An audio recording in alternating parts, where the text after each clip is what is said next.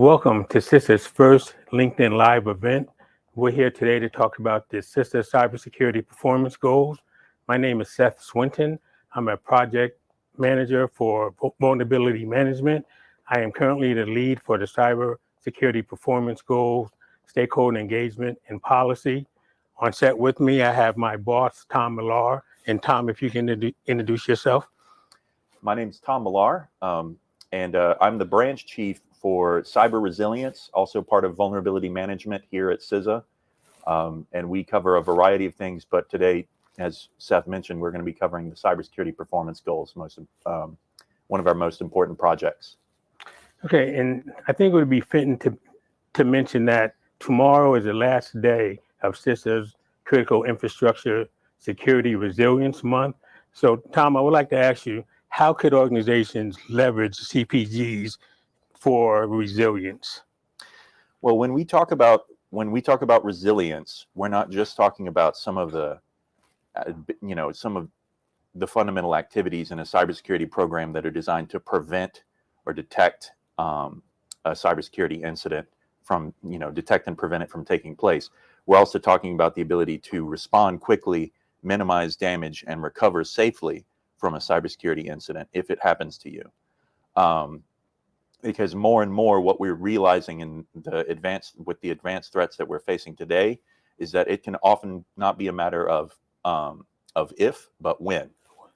And so the cybersecurity performance goals, in terms of how they help people focus on increasing their resilience against cyber threats, there are 38 practices that we expect organizations to start adopting. And there are 38 things that we identified as the most important and most practical and achievable for organizations to leverage in their cybersecurity programs to improve that resilience quality that we're looking for. Right. And can you talk a little bit about why they were developed and how they were developed? Well, a simple answer is the president told us in 2021 that we needed to make some cybersecurity performance goals for critical infrastructure and assign the task to the Department of Homeland Security. But what sort of the longer story is that the context is that critical infrastructure for a long time has had like various levels of maturity throughout different owners and operators all over the country, whether they be small to medium enterprises, whether they be water, wastewater, or financial services, or whether they be Fortune 50s and in the defense industrial base. All these different types of organizations had different levels of maturity, different interpretations and profiles of how they interpreted documents like the NIST Cybersecurity Framework. So we set out to create a smaller set of really key fundamental baseline practices that could be practiced across all sectors, regardless of the size of the enterprise, and develop those in collaboration with experts from industry to try to develop, to basically, to communicate a baseline of what we expect from critical infrastructure. That's the origin story. All right. So if I'm an organization and I'm listening to this LinkedIn Live event, and I already have assessment fatigue, what makes this assessment better than all the other frameworks and assessment? Not necessarily better, but why should I adopt this? Well, first of all, my heart goes out to everybody who's dealing with sort of assessment fatigue, as you put it. And we recognize that in cybersecurity practitioners all over the country sometimes have to deal with the fact that they have a regulator asking them something. They have self-regulation activities going on in their sector that require them to perform certain things. What the CPGs hope to do is achieve some degree of harmonization, not total harmonization, because that's not necessarily what the CPGs were originally created to do, but some degree of harmonization with other frameworks. So that, like, for example, the NIST Cybersecurity Framework, which I already mentioned, the CPGs are already aligned to that and will be again when NIST updates their framework in the coming year. So we want to align with as many other things so it doesn't create too much assessment fatigue. And again, these are fundamental baseline practices we think everybody should be adhering to in order to do, like, basically the most cost-effective risk reduction and resilience improving activities that they can. So if an organization adopts the CPGs, are they secure? Secure is a tough word. I'd say like they're more secure and they're more resilient. And what we can't aim for, I think, let me explain why I say secure is a tough word. Because secure, a lot of times, especially in our industry, in our field of practice in cybersecurity, people think it implies some degree of like perfection, right? Right. Like you're locked in, like nobody can touch you, nobody will get your secrets. Well, we've seen over the history of our profession that nothing is truly 100% secure. There can always be an insider threat. There can always be some other unexpected action that takes place. There could be a supply chain attack. So it's tricky to say, like, are you secure, Right. as if it's a binary value. So I say more secure, more resilient is what we're aiming to do. Okay, so we talk a lot about information security, but it's normally focused on the IT sector. Does the CPGs also encompass the operational technology sector? 100%. In fact, that's one of my favorite aspects, my personal favorite aspects about the cross-sector cybersecurity performance goals is the way that they include numerous practices in there related specifically to how to secure and improve the resilience of OT or operational technology environments. Do you consider the CPGs to be a maturity model? If somebody wanted to call them a maturity model, I would not spend a whole lot of time debating that. I'm not a big fan of yet again, maybe this is just me personally. I'm not a great big fan of like maturity models, or like sort of what I call like the cybersecurity height requirements for Right. certain types of practices. I think you find out what's best for what's best for different types of organizations in terms of where they want to put their scarce resources in improving their cybersecurity program is partly based on their risk appetite, partly based on what's fundamental to their business. And CPGs allow for some pretty good flexibility in that, and in terms of what you choose to adopt and what order you want to prioritize which CPGs to adopt. Okay, and are the CPGs currently available to anyone who wants to use them? Or is there any costs associated with any organization who wants to adopt the CPGs? CPGs are the entire library of all the cybersecurity performance goals, along with our checklists, and our assessment module that's available from our cybersecurity evaluation tool, which I could also talk for a while about. But all of that is freely available to anyone in the world, in fact. So those are on the CISA.gov website. You can just search for the cybersecurity performance goals, or you can go to the CISA's GitHub, look for the cybersecurity evaluation tool, and that has a self-assessment module built into it specifically for the CPGs. Wow, so no cost to any organization. Are there any other resources? Would CISA come out and assist organizations if they didn't have the expertise? Absolutely. I'm really glad you brought that up, because we have regional cybersecurity advisors all over the country who can come out to your organization and actually perform the cybersecurity performance goals assessment with you in person. And it only takes, as I understand it, I haven't got to do one myself, unfortunately, but it only takes a couple of hours. So it shouldn't add too much to your assessment fatigue that we were calling it earlier. Right. But give you a lot of great insight into some next steps that you can take for your program if you're not already performing all of the activities under the goals. And I guess my next question would be, are the goals prioritized, or does it matter on which order they were put together? So the goals are characterized by their cost, impact, and complexity.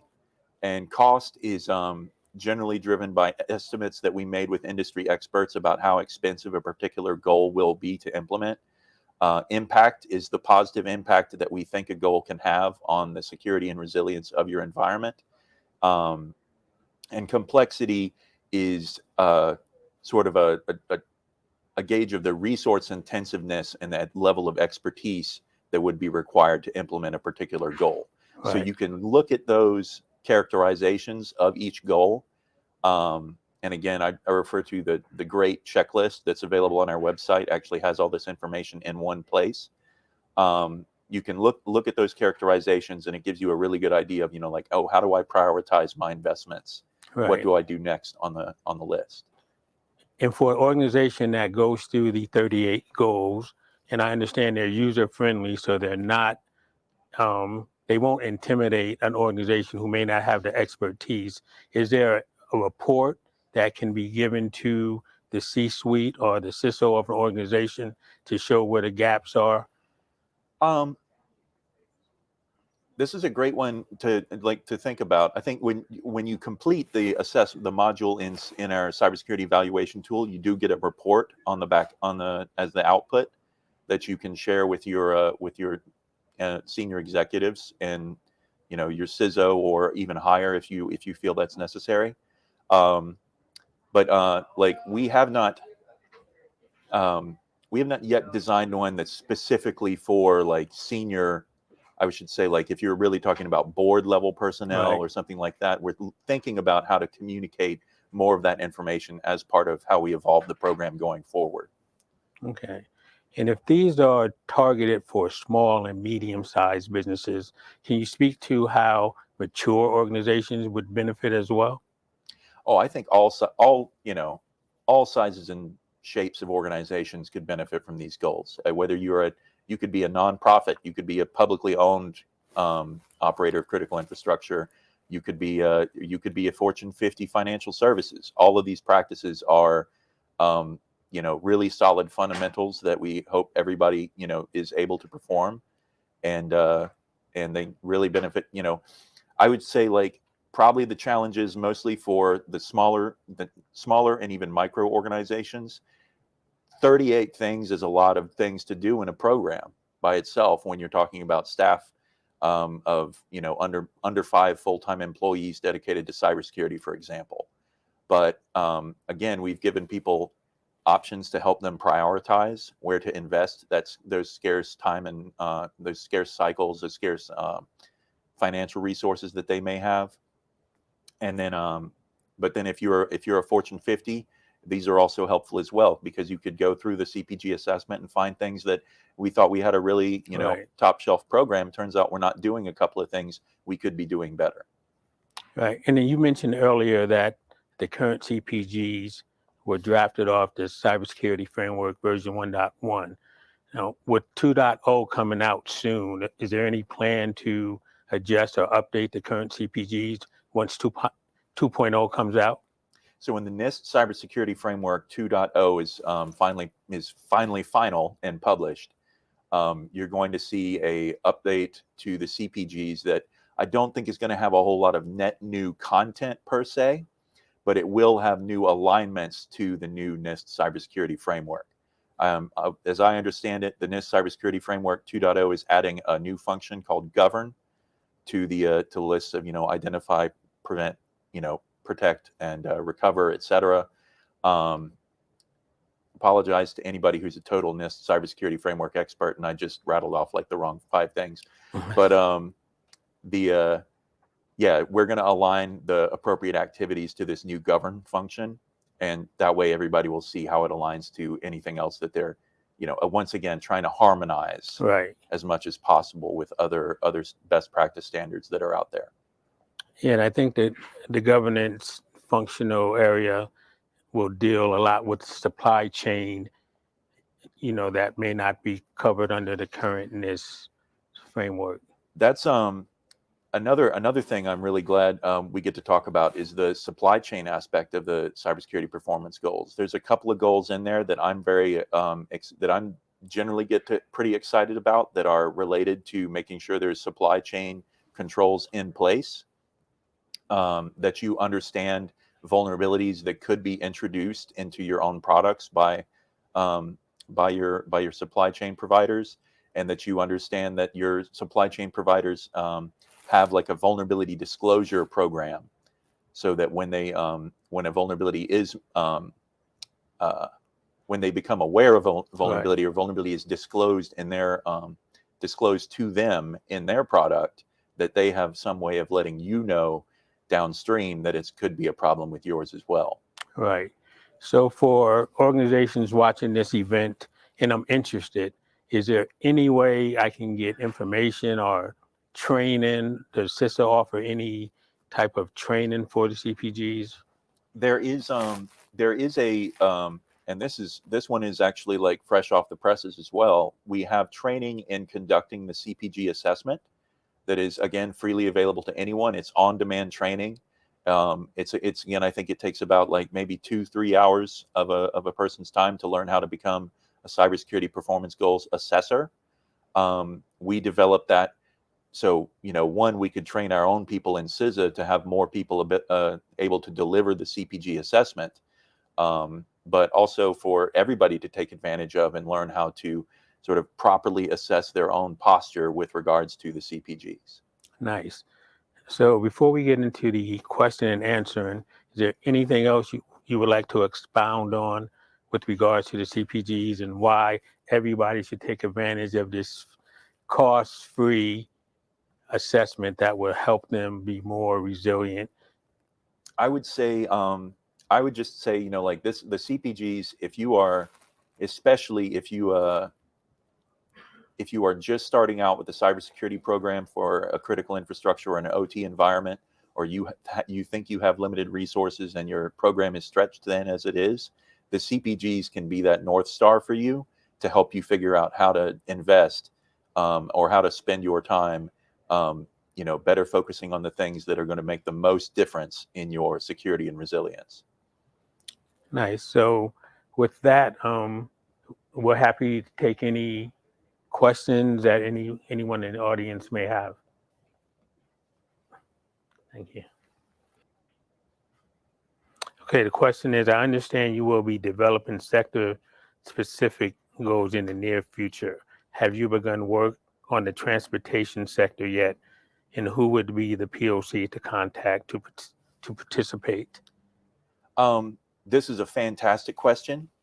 The answer is right now we are focused on delivering sector-specific goals for information technology, financial services, energy, and the chemical sector. Transportation is on the short list for what comes next. I will say, though, that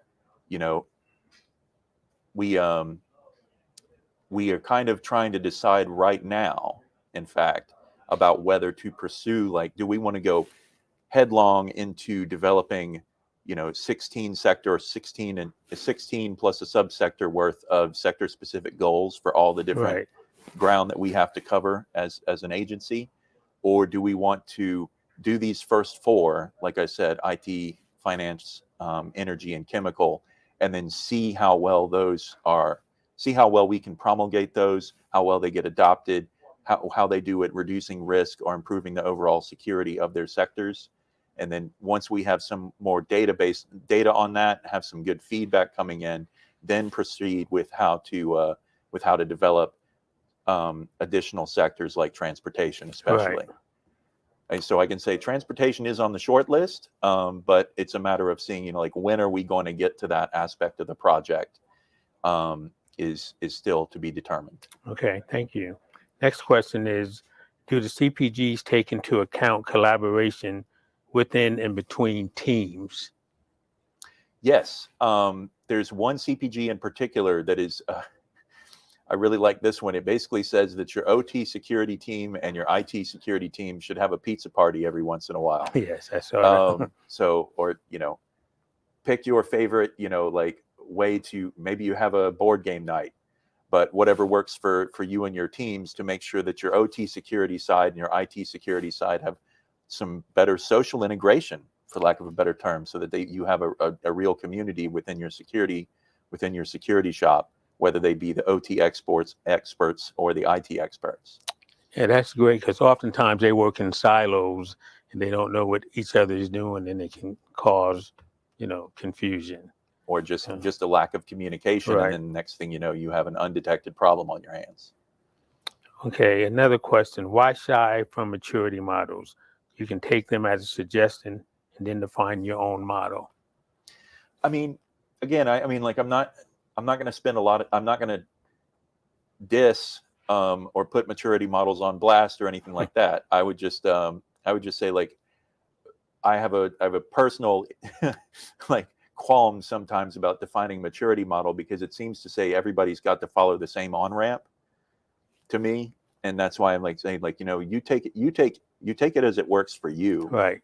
Not necessarily like you must do these things in this order in order to go from tier 1, tier 0 to tier 5. Right. That sort of thing. So one shoe doesn't fit all. Each organization is differently configured. Right. You could have, based on your business model and what you have to do with, and some of the OT controls may not apply to lots of organizations, right? So we could say like, oh, you're not doing these OT practices, so then therefore you're not tall enough to ride this ride. Right. And I would say like, no, that's not how we're trying to communicate Right. this, right? We're going to say like, do what's best for you, what's applicable to your organization, what makes the most sense. Okay, next question. Does CISA plan on creating a training program similar to FEMA's EMI? I'm not familiar with FEMA's EMI, so like certifications or NIST standards.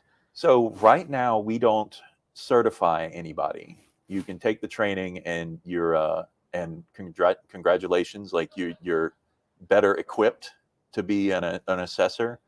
But we don't certify anybody on our training and currently. Right, we're not a certifying body, right? Right, exactly. But I think it is something that could be on our roadmap in the future. Right, so currently we qualify people, to do the assessment, but we don't certify. That's right, and that might seem like sort of tweezing apart the meanings of words, but it's actually very important from actually a legal perspective as well for us. Can CPGs results or outcomes be used for formal audit purposes as evidence for reporting to auditors? Oof. Good question. This is a really good question. I wouldn't say that the CPGs are intended to be used in that manner. The CPGs are a set of baseline practices. The CPGs are something we want all critical infrastructure to try to adopt as best they can. But I don't think